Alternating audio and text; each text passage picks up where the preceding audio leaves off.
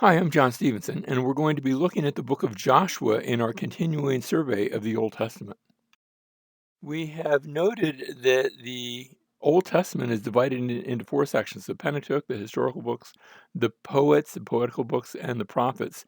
Joshua is the first book in that historical book section.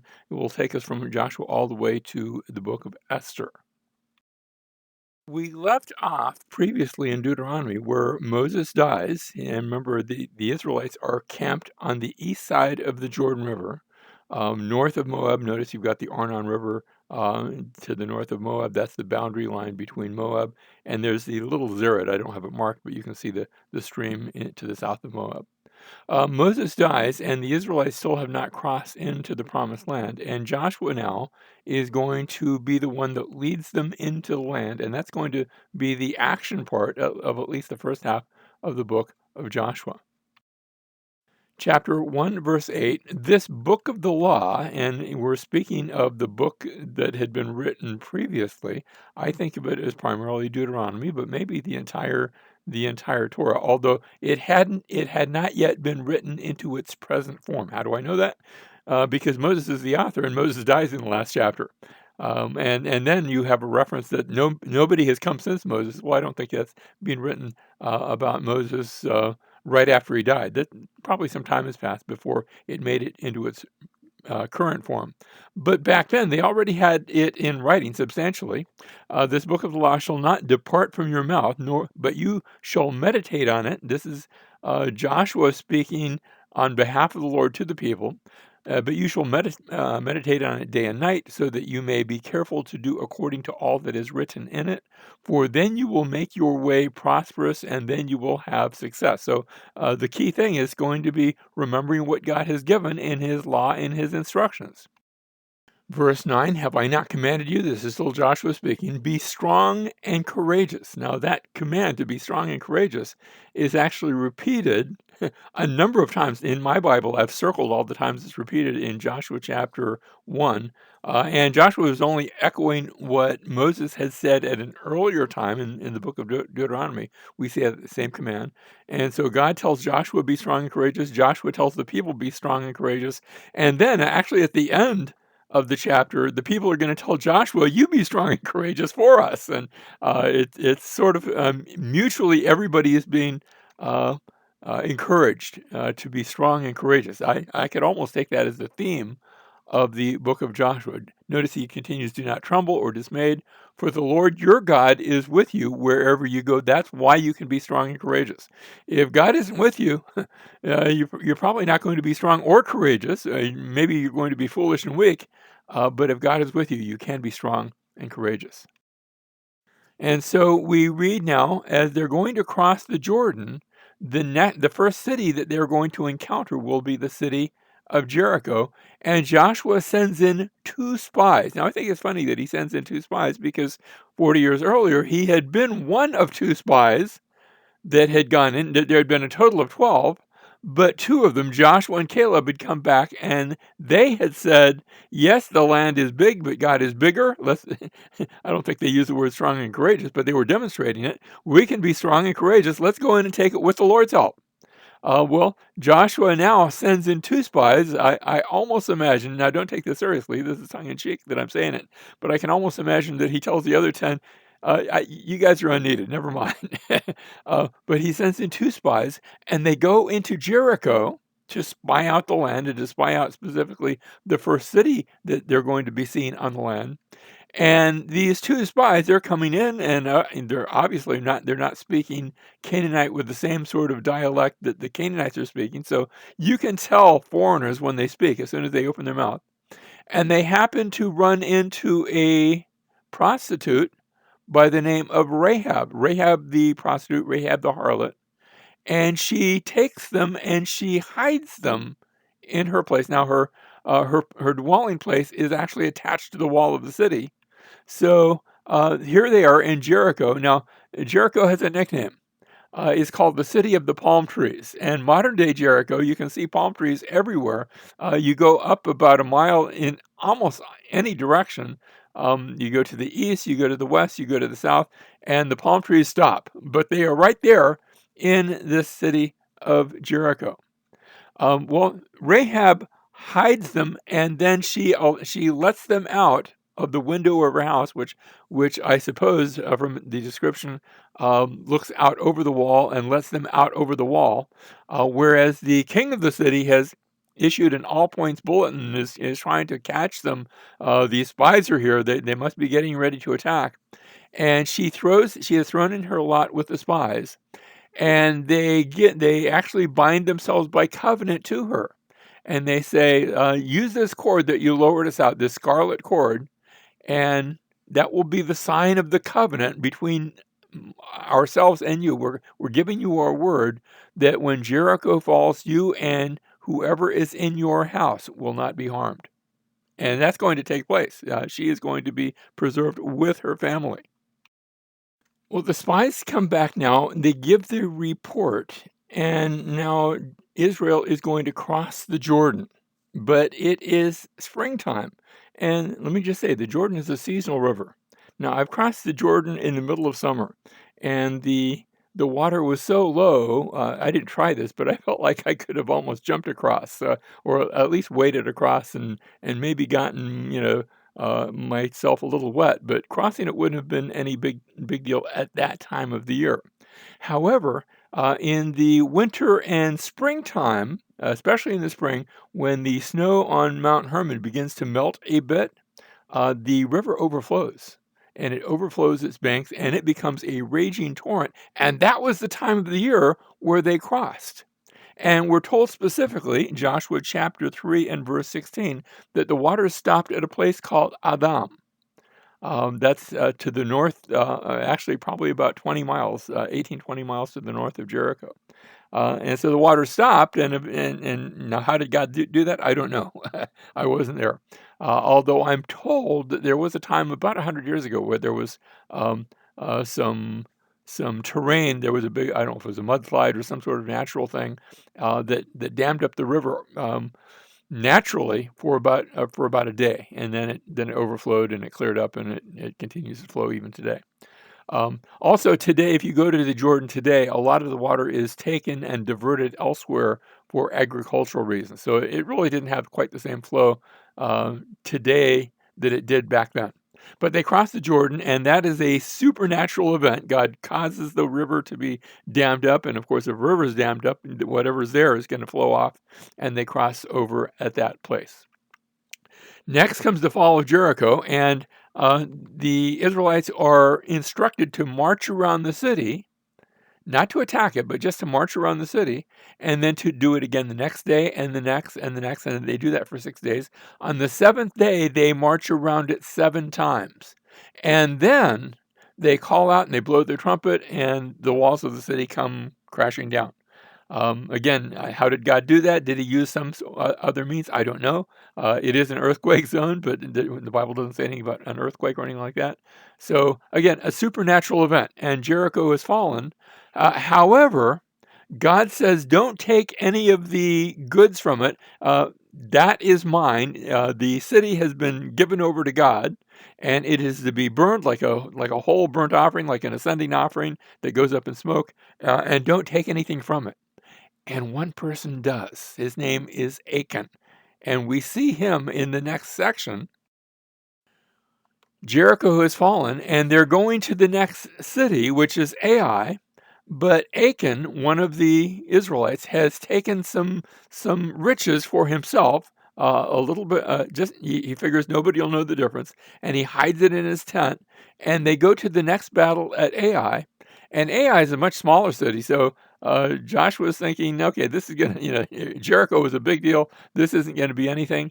And they go to attack Ai, and Ai repulses their attack and chases them away. And actually, a number of Israelites are actually killed in what they took to be a really easy victory.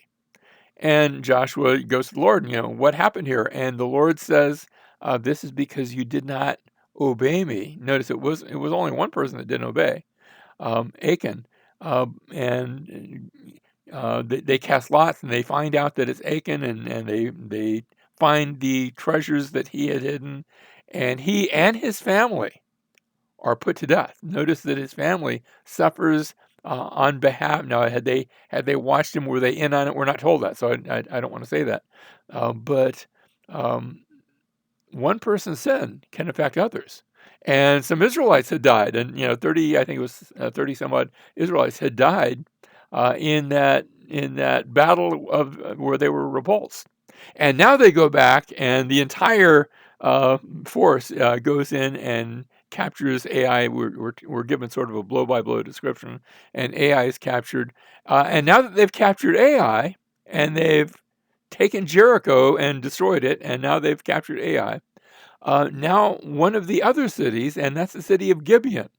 Um, what they do is they get some representatives, a delegation, and this delegation puts on the oldest clothes that they have, and they go to and maybe they go to somebody's refrigerator that's not working, and they find the oldest, crustiest, moldy bread that they can find, and they equip these representatives, and the representatives walk over the hill where the Israelites are camped out. They've already taken Jericho, they've already taken Ai. And these representatives come and say, "We're from the far-off city of Gibeon." That Gibeon. They don't say how far away it is, but Gibeon is so far away that these clothes were brand new when we started our walk over here, and this food was brand new. And look at the shape of it now. And we would like to make a treaty, a covenant with you, Joshua, and with your people, that you won't attack us and we won't attack you. And Joshua goes along with it. He is deceived by the deception. And so after they've made this covenant, they look to see what's the next city, and because they haven't gotten a thorough reconnaissance of the land. And the next city is Gibeon, and they have already given their word by covenant, and so they're going to keep their word. They say, yes, you are going to be allowed to remain peacefully in the land, and we won't attack you. Of course, that is understood, and you won't attack us. They're going to be at peace. And so these Canaanites are going to remain in the land, and we're going to see them remaining in the land even all the way to the days of Saul and beyond. And we'll see them again when we get to Saul's story and just a bit beyond that, because that's going to be significant. So Gibeon then has gone over to the side of the Israelites, and it's understood, yes, they will be allowed to live, but they will be subservient to the Israelites, as I think it words it, where they will be drawers of water and carriers of sticks and things like that. In other words, they're going to be serving the Israelites, but they'll be living among them. Now we come to Joshua chapter 10, beginning verse 1. Now it came about when Adonizedek, and that sounds a lot. Remember, there was a person way back in Genesis chapter 14 by the name of Melchizedek. Notice the Zedek. Zedek means righteousness. And this is Adonizedek. He's Lord of righteousness. That's what the word Lord means. But let me just say, this is not a righteous person. And he's king of Jerusalem in the same way that Melchizedek had been king of what they call Salem at that earlier date, but it's still Jerusalem. Notice Adonizedek, king of Jerusalem, heard that Joshua had captured Ai and had utterly destroyed it, just as he had done to Jericho and its king, so he had done to Ai and its king, and that the inhabitants of Gibeon had made peace with Israel and were within their land, that he feared greatly because Gibeon was a great city, like one of the royal cities, and because it was greater than Ai, and all its men were mighty. So this mighty king had joined Israel. And Adonizedek says, we cannot allow that. Remember, he's a Canaanite. Jerusalem's a Canaanite city, a pagan city. And so he gathers a coalition. This coalition of kings, all from the south. Of course, he's from Jerusalem. It includes Jarmuth, Eglon, Lachish, and Hebron. And those 5 cities, with Jerusalem being the leader, are going to come up against Gibeon to punish Gibeon for having gone over to the Israelites. And as they attack Gibeon, representatives of Gibeon are going to run over to Joshua where he is and say, hey, we're being attacked. You agreed that you would protect us, that we would be friends, that we would be on the same side. Come help. And Joshua will be as good as his word. We read in the upcoming battles, chapter 10, verse 11, and it came about as they fled from before Israel. That is, Israel comes in to protect Gibeon, and in the battle they are winning. And notice, this is the Canaanite cities that are fighting against Gibeon, as they fled from before Israel while they were at the descent of Beth Horon, that's to the north of Gibeon, that the Lord threw large stones from heaven on them as far as Azekah. We're going to look at a map in just a second to see how far this is. And they died. And there were more who died from the hailstones than those whom the sons of Israel killed with the sword. So Israel goes and fights a battle, and they do pretty good. But where most of the casualties are taken, are these great stones. Here it's called hailstones. First, it's just called large stones. Is it stones? Is it hailstones? Is it both? Well, I'm not sure. But these great stones are falling from the sky. Notice they are falling from heaven, from Min Hashemayim. That's the sky, heaven. This is the same word for all those things. And they are killing a lot more people than ever died in the battle.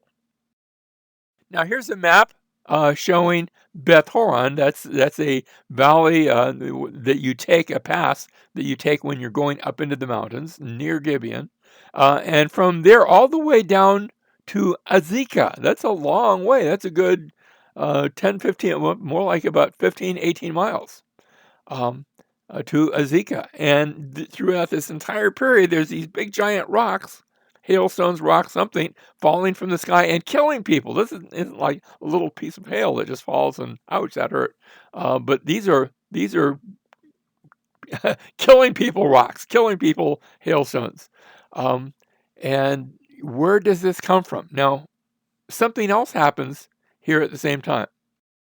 Chapter 10, verse 12, then Joshua spoke to the Lord in the day when the Lord delivered up the Amorites. And you say, I thought they were Canaanites. Amorites is a subset or just a different term for the Canaanites.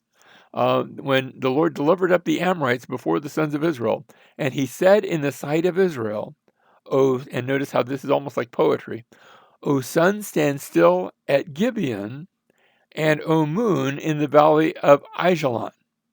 Now, God is going to honor Joshua's word. Joshua tells the sun and the moon to stop, and God does it. This is what we see in the next verse. Verse 13, so the sun stood still, and the moon stopped. Let me just say, that wasn't because Joshua was so convincing or so powerful. This is God doing it. So the sun stood still and the moon stopped until the nation avenged themselves of their enemies. And then we have a little, almost like a footnote. Is it not written in the book of Jasher? Now, we don't have the book of Jasher. If you go online, you'll find something called the book of Jasher, but that's not this book of Jasher. That's something somebody else wrote after the fact. They said, somebody looked at this and said, oh, look, there's a reference to the book of Jasher. I'll write something, I'll call it the book of Jasher, and I'll sort of, make people think that it's the original. It's not. But notice, is it not written in the book of Jasher? I don't have the book of Jasher. You don't have the book of Jasher. But apparently, whoever wrote the book of Joshua also had in their hands the book of Jasher and knew about it. Here was an independent testimony that had been written about this event. Is it not written in the book of Jasher? And the sun stopped in the middle of the sky and did not hasten to go down for about a whole day. Now, this is not the sort of thing that happens every day. This is not something that had ever happened before or since.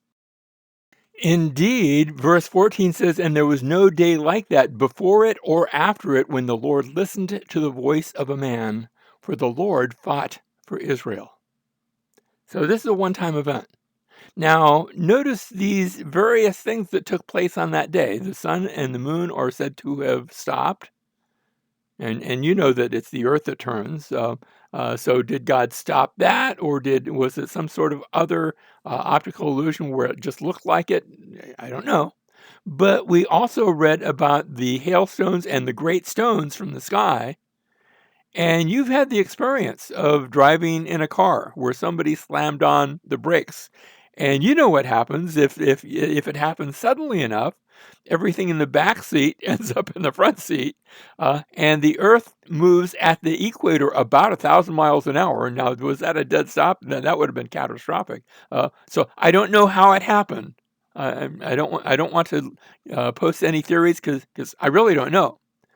But it's interesting that these apparently unrelated events might have actually been related.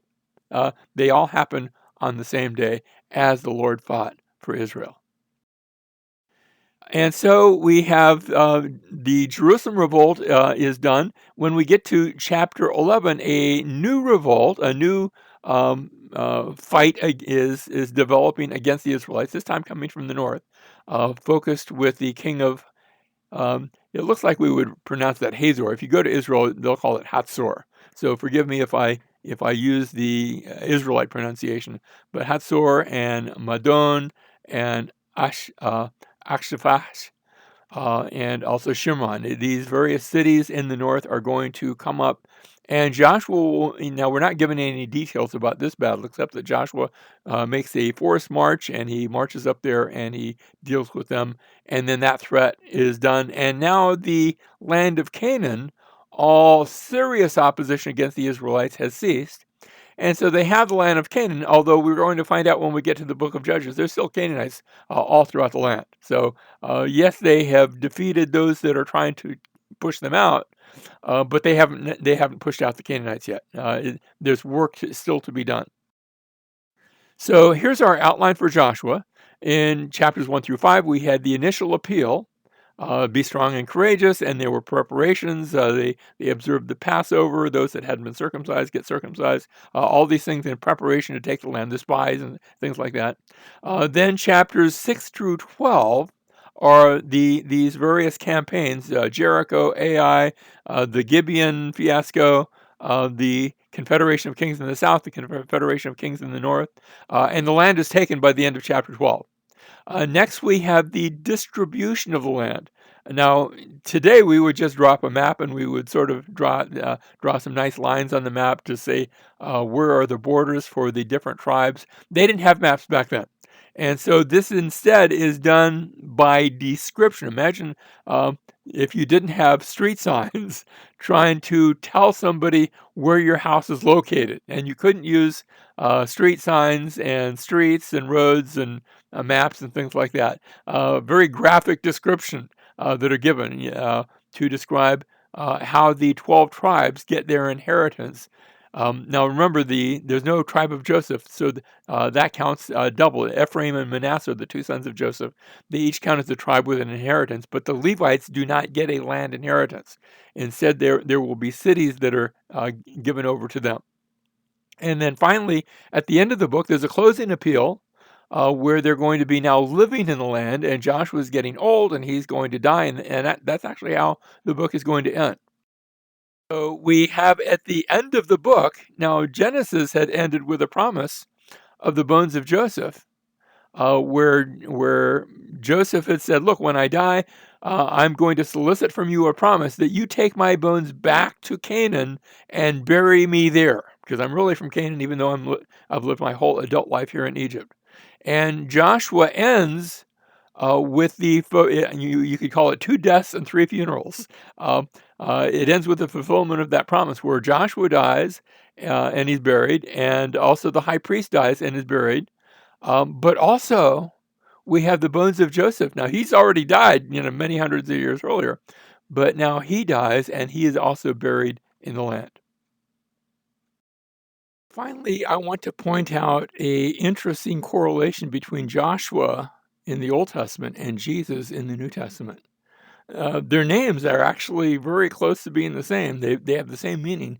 Yeshua is how you say it, or Yeshua if you want to say, throw in an extra idea, but it's really Yahweh saves. And the way you say that in Hebrew is Yeshua. Yahweh saves. We have anglicized it into English when we say Jesus, but we've done the same thing with the name Joshua too. There's no letter J. It's a yah sound in both cases. With the case of Joshua, his story is the story of a conquest and the giving of an inheritance. With the story of Jesus, it's also the story of a conquest. Jesus won upon the cross. That was not a defeat. That was a victory, and the giving of an inheritance that we receive through faith in Him.